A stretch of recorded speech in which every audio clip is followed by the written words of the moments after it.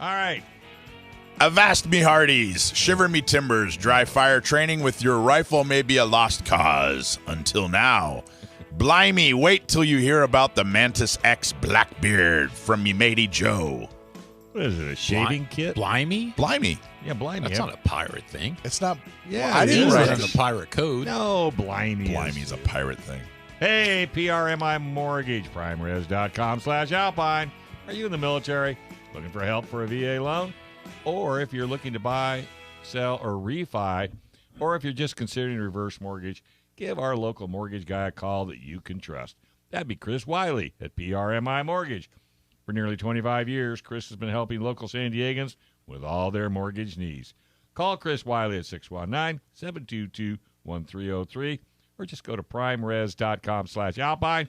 Tell him you heard it right here on Gun Owners Radio. All right, Joe. All right. What's up with your Blackbeard?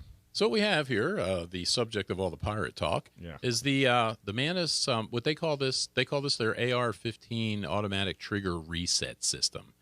And if you were to open this box, what you would find Nothing is this bag. So the system works obviously with ARs. So if we open this up here, you've got two pieces to it. You've got the bolt carrier group.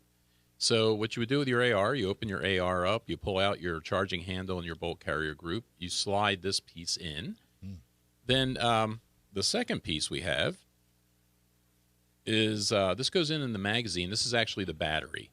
And this charges up. They give you a little USB cable in here that you could charge this battery up with. And you plug this in where the magazine is. And what it allows you to do is dry fire your AR, and it resets the trigger. So each time you pull the trigger, it resets it, and you could practice with the AR. The other thing that it has on here, if you could take a look at the bolt carrier group, there's a laser here at the tip, and there's an adjustment on this side. And when you put this in the AR, you can still get to this. There's an adjustment for the laser for windage and elevation, so you could line the laser up to where it needs to be. When I put this in my my AR, it worked. It was pretty close. I had to tweak it a little bit, but it was pretty close right out of the box. And so now there's two modes on here too. You can see a little switch here, and when the switch I think is in the down position, the laser is on continuously, so you can adjust it. Then you click the switch back up into the up position, and the laser is activated by the trigger. So each time you pull the trigger, you get a laser hit. So what's nice about this, there's a number of things that are nice about this. When you're practicing now, you can, with the price of ammo and all that stuff nowadays, it's much more valuable to be able to dry fire. You could practice in here. When I was doing it, I'd set up several targets because what I use in my dry fire practice, I've got scaled little silhouette targets. So, I think they're 3-to-1 or something like that. But you could put a couple of those up on the wall, stand back. You could practice transitions from target to target to target. You can practice if you put a sling on your AR, you could practice transitioning from the AR down to a handgun like that. So you can run through a lot of different drills and things that are really useful with this guy. So it's a really nice system. The battery, I charged it on my computer with their little USB cable that comes. Let's see. The other stuff you get this little USB cable. You get a Mantis sticker if you've got things you need to put stickers on. And there's a couple of cards in here. There's an instruction card. Tells you exactly how to adjust everything. So we've got that. And then it looks like their standard registration card in here. So what was I going to say? I know what I was going to say. So the battery charged took probably 4 or 5 hours. There was a partial charge on it when I got it coming out of the box, but I wanted to see how long it would take to charge it up. So usually it's better if you put it into the wall versus your computer. That's the other thing I was going to mention too. I used the USB that they came with. I've got a USB and a little brick on there too. I could have plugged it into the wall. Yeah, it may have been faster. But they say you get about 100,000 trigger pulls out of a battery charge, so you probably don't have to charge this a whole lot. The Blackbeard I saw at retails for $199, which isn't bad actually for considering what you're getting, because it allows you to do quite a bit. Like I'm saying, does it feel? Does it feel like it feels normal, like you're actually shooting live ammo? It feels fine. Yeah, obviously there's no recoil or anything, but it doesn't. It is not supposed to affect the weight on the trigger or the reset of the trigger. So the trigger should feel more or less like it does when you actually shoot the gun.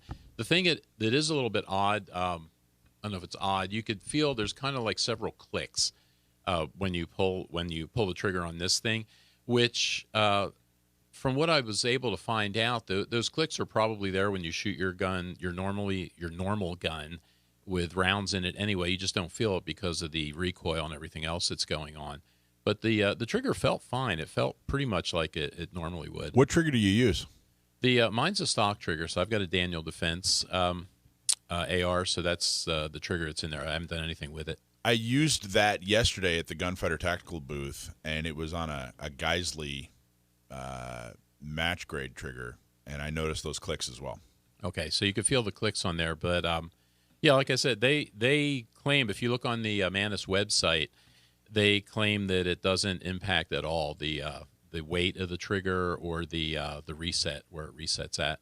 So again, I didn't notice anything on mine. Well, the clicks are probably there for a reason. I bet if you looked into it, there's probably a reason for it. Yeah, and however this is working to reset that, because normally if you were to just dry fire your gun, you'd have to charge it with the handle again. Gotcha. So they're eliminating that. That's what it is. That's where the clicking is coming back. That makes sense. Yeah. It was smooth though. I mean, the whole operation was really cool. It was so easy. I didn't even understand what was going on. They just handed me an AR and said, "Here, try this." I'm like, all right. So, and then I was like, oh my gosh, and I realized, and yeah, you can plug it into your system and get the analysis and everything, right? Yeah. Do you have a Gun Owners aim here sign, or they did? Shoot at? They actually did. It was Gunfighter Tactical. They brought their aim here's, their San Diego County Gun Owners aim here's, and that's what I was shooting at. Yeah. See, and the other thing I like about this too is the idea that you could work with the sling and you could work with transitions and doing that kind of stuff, because without being at a range or doing that, it's hard to get a good feel for, okay, I could put several targets up on the wall. I can come up with the AR. I could shoot 1, 2, 3. I could drop the AR on the sling and go with the handgun and do the same thing. And, if you've got the Mantis system also on your handgun, then you could even record what you're doing there too. So and no flinch.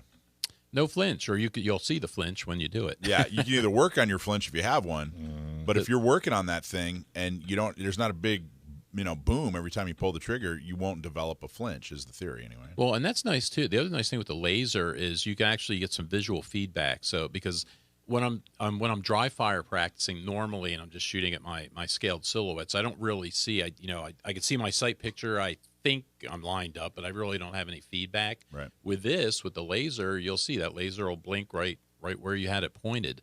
So you're either on or you're not on, or if you're flinching, you should be able to see that too, I would think. So what did you work on when you had what skills were you working? I know you're kind of putting it through its paces, but what skills did you work on, or what do you imagine yourselves working on? I would, again, transitioning from target to target, because I do a lot of that with the handgun, and that just takes a lot of practice to do that smoothly and quickly. Same thing with the rifle. It's a little bit easier with a rifle, I think, and a red dot. Transition smoothly from target to target to target, because if you're going to compete with it or something, you need to be able to do that quickly. This was really helpful. But the other thing too that I discovered after. I think I was talking to somebody else about it, and they were saying, yeah, you could do this thing with the sling too. And that's when I thought to get my sling out and put the sling on and try it. Because, again, I don't have a whole lot of experience with that. I'm going to get some more here in another couple of weeks.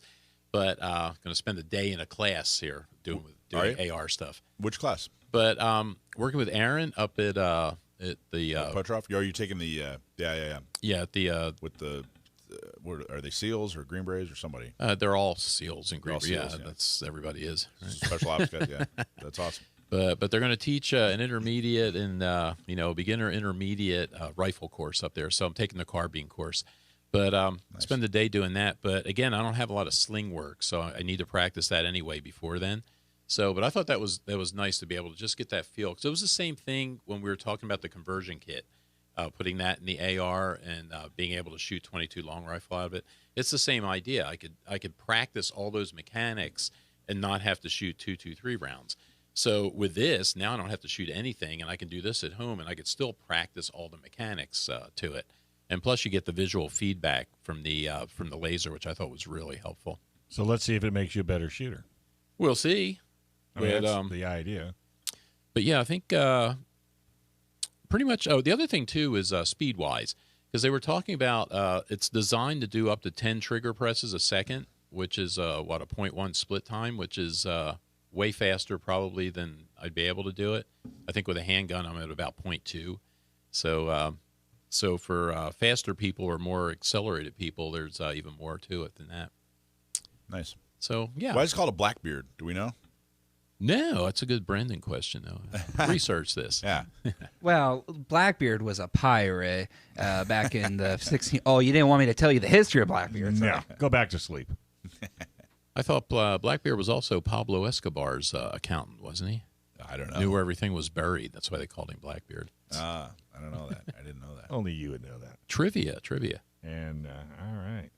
So that's cool. I was waiting for Dave to ask me about the warranty, but yeah, no warranty thing. Well, there's got to be a warranty on it. 2-year warranty. There you go. Unlimited miles. Yes. All right. No deductible. Did we talk about price? $199. $199, and you get it on the Mantis. Yeah, well, the MSRP from Mantis is $199, but then I looked around and Midway had it for $199. Who else did I see? Optics Planet had it for $199. So $199. I think $199 is the price. Does anybody sell it local? Do we know? No. All right. This time, well, I'm always telling people to get off the internet, buy your stuff local. Yeah, that's what I was just going to say. Here's your hall pass. You get to go buy this on the internet. Thanks for watching this clip from Gun Owners Radio. You can watch us live every Sunday from 4 to 6 p.m. California time, right here on our YouTube channel, or if you're in the San Diego area, you can listen to us on 1170 a.m. We're also available on your favorite podcast platform for free. Don't forget to like and subscribe so that you can help restore and protect the Second Amendment, not just in California, but across the country.